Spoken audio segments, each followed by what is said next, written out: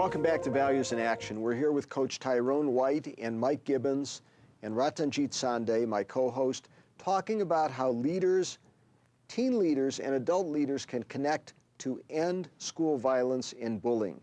And Coach, can you tell us a little bit about the Stop Violence program that you created and how you were able to inspire these young people to do the right thing?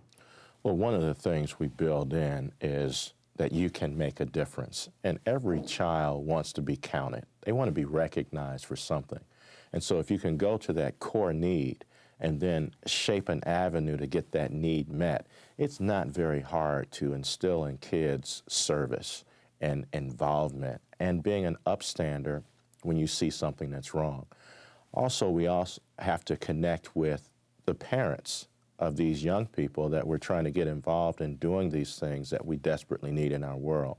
And I think earlier, Mike was very modest in what he and Diane have done in the home. They've taken in a family and adopted them. His children saw that, where they helped another. They reached out to people that are homeless. His children saw that service in action from the home.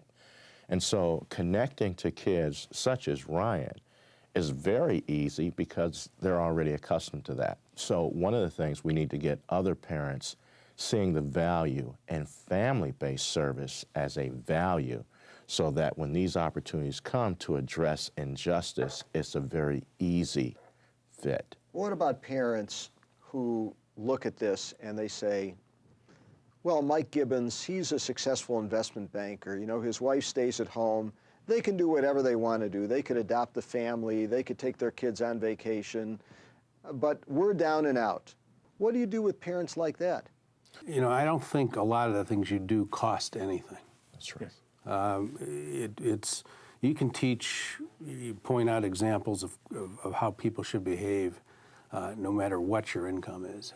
When I see something in the news, when I see some circumstance that I can point out and somehow, without boring them to death, teach them a lesson. And I think Ryan would tell you he has to go through a lot of these conversations.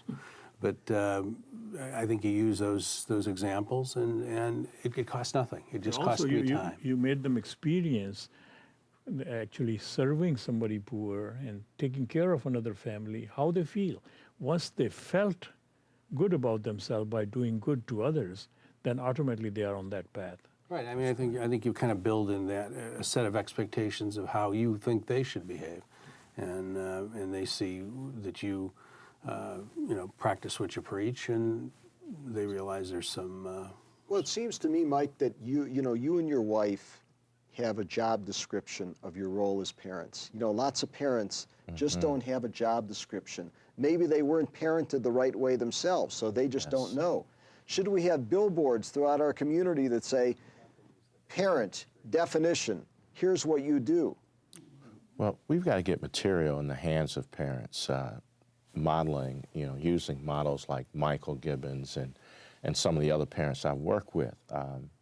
And we need to find a way to transfer that over to parents from inner cities, suburbs, rural communities that need that extra, because you don't get a manual just by having a child. There's no how-to that comes. There is an emotional need in a child to feel better about themselves. Yes. If parents are not able to make them feel that, can the schools do that? Yes, they can. And here are several things that schools can do. First of all, we need to be aware that when someone is bullying another child, the bully is actually in crisis. And that is the way that they communicate that through their behavior. I'd rather be recognized for being bad versus recognized for being stupid or whatever my personal crisis is. They're not really bad person. Exactly. They're responding to circumstances. And so we need to get therapeutic involvement in the schools for those bullies so that whatever that kernel is within inside of them that's precipitating that behavior is addressed. We need to go to those kids that are in the juvenile detention facilities. We need to educate them. We need to educate teachers to be involved with the bullies as well as with those that are well-functioning and teach them how to let that behavior dominate the culture of the school. You've mentioned culture several times. Yes.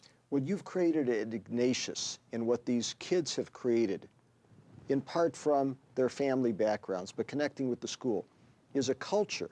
Yes. The culture then has the impact on the whole system, on everybody who comes into that culture. It does. So that's what you've done in the school, but I would say that many educators don't realize that culture is important. They're more focused on the transaction of getting through the 3 R's, getting through the lesson plans, getting to the OGT testing at the end of the year, and so on and so forth. So how do we get educators to look past the transaction and say, this is a part of my job description. I need to be involved in shaping culture. Well, let's first crystallize what culture is. Culture is not what you see. It's not skin pigmentation. Now, that can be part of the equation. What culture is actually taught. And so we got to get teachers, including character education, what you do at Project Love, and fusing that into the school community. At Ignatius, they teach them that you are men or a man for others. That's what we've got to get, that mantra established within the school that goes to character, that builds the culture within that community, so that certain behaviors become frowned upon once they surface, and those kids realizing that I'm not going to be in will decide to do something different. Want to thank you, Coach. Thank you, Mike. And we'll be back in a moment with Barbara Marlowe, our community commentator.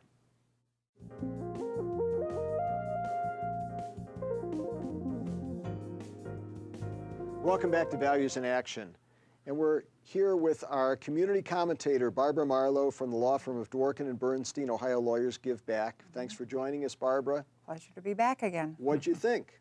Well, I thought of a couple things. I thought the coach had some great things to say, but I also believe, number one, that whoever is being educated about bullying needs to be able to come out and take a stand and actually act on what they've learned. Second of all, I think parents need to have these kids come out from behind their iPods or texting machines or whatever they're doing, because they're not communicating. What they're saying in print doesn't allow them to actually express those feelings or to hear how the person feels on the other side. And 90% of communication is nonverbal, so they're losing that whole element. They're just dealing with 7% information. Well, and they're not looking at each other. They're not feeling anything. Yeah, they're not seeing the tears in somebody's eyes. You know, there are no consequences. What I think Coach Tyrone did at St. Ignatius, he gave the kids, just like he said, you have to experience that. Every kid wants to make a difference, so he allowed them to taste it. Taste this. And then they felt good, and then it created the endorphins and the happy hormones in their body, and then lots of their peers came and patted them on the back, and that created the culture in the school. In school, we take children to museums and art places, and that's great, but we never have them experience goodness, making a difference to others. If we can make them feel that. That's as important in education as reading, writing, and arithmetic, because we see that we saw with the financial collapse, that education and smarts without character and kindness is very shallow. Did you notice, though, once again, the subject comes up about religion, spirituality, God. If some of those things were put back into the schools, there needs to be a fear of a higher power, or a respect, for lack of a better word, that kids and all of us can come back to. Yes. What do you think? And I completely agree with you, but I don't think that that is going to go back into the schools. But what can go back into the schools is experiencing goodness. Yeah, experiencing goodness and a sense of shared values. Here's what we stand for. Here's what we do as Americans. We stand for treating people with respect. We stand for freedom. We stand for taking responsibility. We stand for giving back. I believe that that's what the schools can be emphasizing. You have to still make them experiences. Telling is not going to do it. That's right, absolutely. Yeah. Thank you, Barbara. And Ratanjit, it was a great show, and I hope that we help schools and parents connect and help their teens become leaders who deal with this violence and bullying issue. And thanks for joining us. Join us on Twitter and Facebook at Values Action. Thank you, Barbara. And please join us next week for Values in Action.